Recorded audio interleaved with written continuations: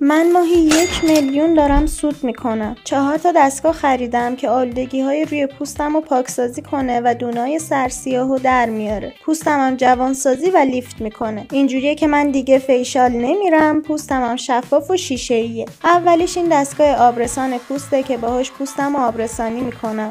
ریز مولکول‌های آب رو جذب پوستم میکنه. دومیش دستگاه درماافه که دونه‌های سرسیاه بینیمو باهاش خارج میکنم.